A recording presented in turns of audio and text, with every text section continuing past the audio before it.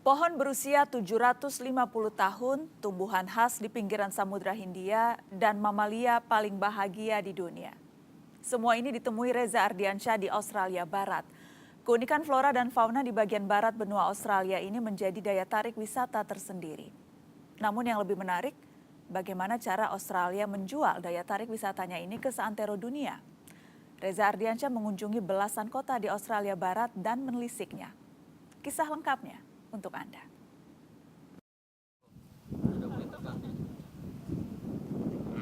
Dua ekor kanguru liar menyambut kedatangan saya di Australia Barat. Inilah negara bagian terluas di Australia. Memiliki luas hingga sepertiga benua, Australia Barat dikenal dengan wisata alam liarnya. Selama 6 hari, 13 orang blogger dari Indonesia menjelajahi kota-kota di negara bagian Australia Barat.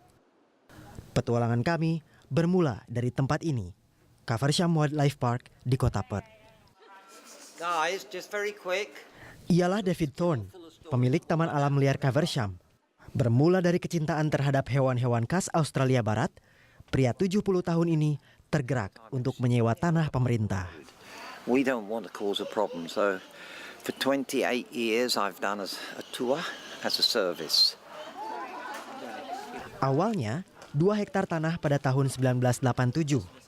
Kini, Caversham sudah mencapai lebih dari 40 hektar. Menjadi rumah bagi 300 spesies hewan khas Australia Barat yang jumlahnya lebih dari 2.000 ekor.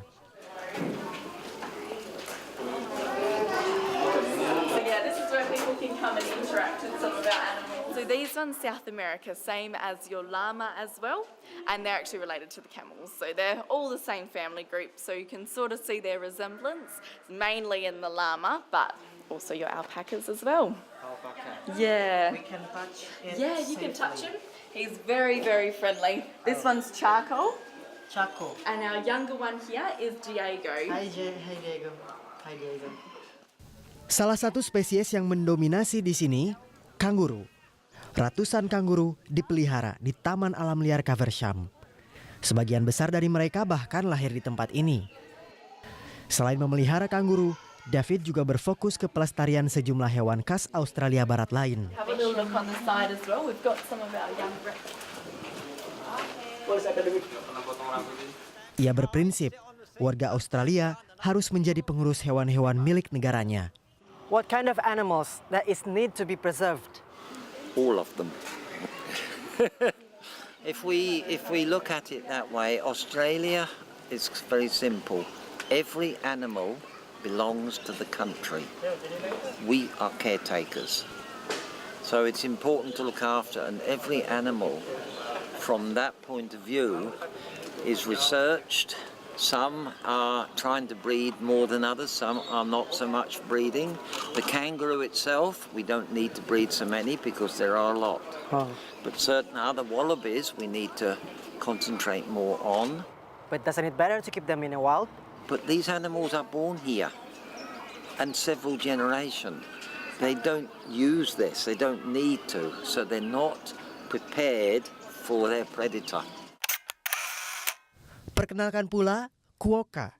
Mamalia yang berjuluk hewan paling bahagia di dunia ini masuk dalam daftar hewan yang harus dilindungi. Mereka cuma ada di sekitar Pulau Rottnest, sebuah daratan yang dapat ditempuh setengah jam menaiki kapal feri. Menurut Uni Konservasi Alam Internasional, kecenderungan jumlah quokka semakin menurun.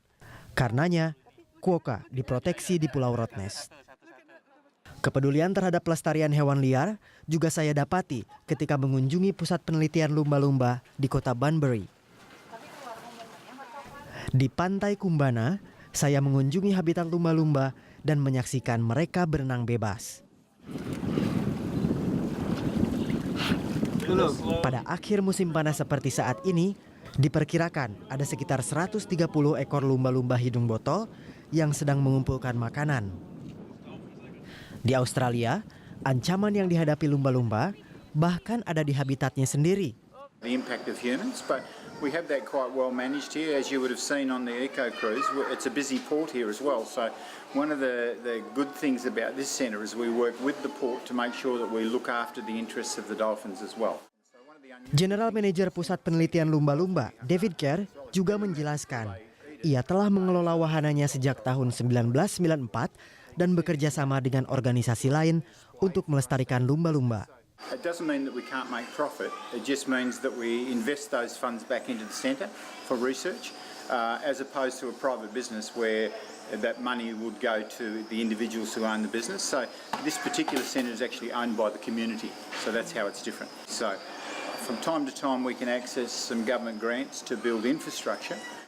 Tak hanya mendirikan pusat penelitian yang merangkap wahana wisata, negara bagian Australia Barat juga menjaga dan mengenalkan kekayaan fauna lautnya dengan mendirikan Aqua atau Aquarium of Western Australia. Ada 5 zona perairan Australia Barat yang ditampilkan sebagai miniatur kondisi habitat aslinya. Di sini, pengunjung bisa mengenal 12.000 km garis pantai Australia Barat hanya dalam satu hari. We had a special license from fisheries to collect them. Then once they're here, they basically live with us. So I've been here for 12 years and I've seen the same animals every day. Wow. So some animals like an octopus only live for 1 year, but some animals like the sharks live for 30, and our pink snapper, they live for well over 60 years. So they'll be here for a while.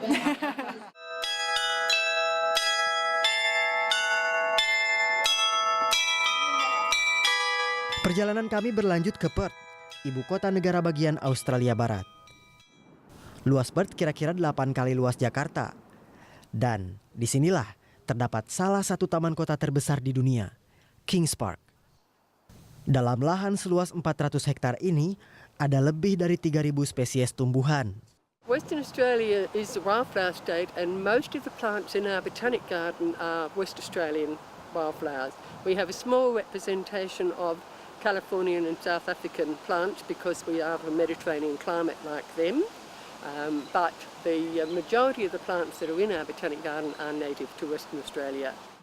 Anne Newman, yang memandu saya berkeliling Kings Park, sudah 30 tahun menjadi relawan di taman kota ini. Kepada saya, Anne memperlihatkan sebuah pohon berusia 750 tahun. Pohon boab yang dikenal dengan nama Jumulu ini merupakan hadiah dari suku aborigin Gija, suku asli Australia Barat yang tinggal di kawasan utara. Dan hingga kini, Jumulu serta spesies khas Australia Barat lain juga disebut dengan nama pemberian suku aborigin. Yes, Aboriginal culture is a very significant part of Kings Park and its history. And we embrace the Aboriginal culture here. We have recently renamed a lot of areas of our park with Aboriginal names, such as the Wadskid Car Park that we have behind our Aspect store. Tak hanya bernilai konservasi, kekayaan flora di Australia Barat juga dimaksimalkan untuk keuntungan ekonomi.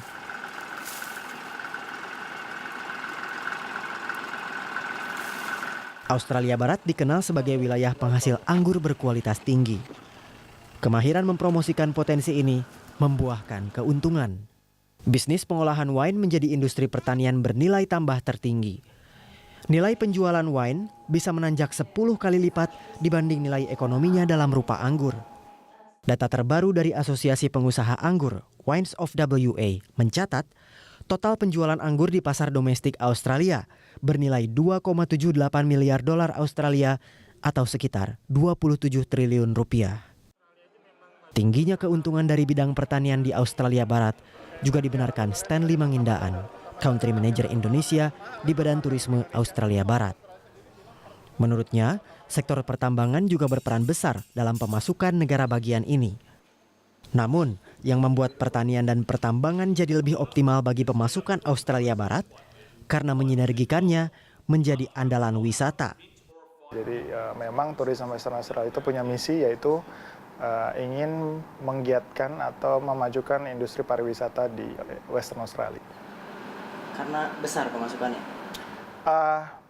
Kalau dibilang besar juga sebenarnya baru 2 tahun terakhir pemerintah dari negara bagian Australia Barat itu fokus terlebih untuk negara-negara Asia mempromosikan pariwisata mereka, karena mereka tahu bahwa pariwisata di Western Australia itu merupakan salah satu faktor penunjang bagi kita bisa boleh bilang devisa untuk negara bagian dari Western Australia itu sendiri.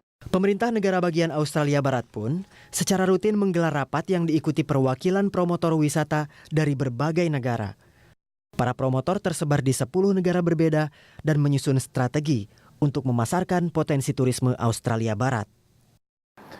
Strategi kita sih sangat simpel kalau untuk pariwisata. Biasanya sih kita bekerja sama dengan aviasi atau airlines dari negara yang kita ingin mempromosikan. Selain itu kita menggunakan media seperti mengundang jurnalis ataupun kita kerjasama dengan media-media lokal untuk lebih menggiatkan yang namanya promosi ataupun lebih memperkenalkan atau menyebarluaskan lah destinasi yang menarik atau yang paling utama yang ada di Australia Barat. Dan terbukti ampuh. Sejauh ini kalau kita lihat data ada peningkatan dari hal promosi ataupun marketing campaign yang kita lakukan untuk Australia Barat di Indonesia. Sejauh ini, sebagian besar wisatawan Australia Barat berasal dari Inggris. Sementara turis Indonesia baru 3% saja. Upaya promosi wisata pun terus dilakukan. Ketika mencicipi sensasi menjelajahi alam liar Australia Barat, saya bertemu dengan Saul Cruiswell. Ia menjual jasa pemanduan wisata di kawasan Taman Nasional Leeuwin Naturalist. Bersama Saul, saya dikenalkan pada berbagai flora khas pesisir barat benua Australia. Can we eat it? Yeah, so this is a bush food. Okay. All of these are our Saya manis. Malu kamera. Saya manis. manis. Mantap. What is this called? This one is called coastal rosemary. Coastal rosemary. And if you look at the shape of the plant, it grows very much like a European rosemary. 3 kilometer berjalan, saya tiba di Pantai Smith, tempat para wisatawan bisa berenang di sebuah laguna.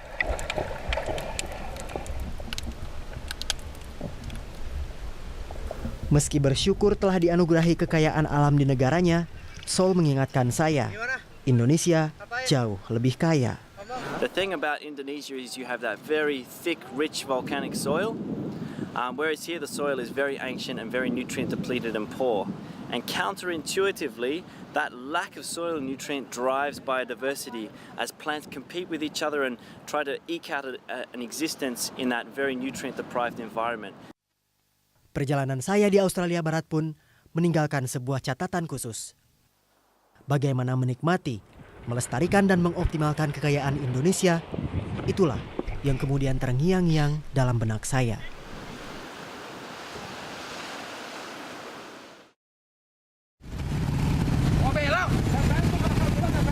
Ketika pelanggaran telah menjadi kebiasaan, sesaat lagi di 360.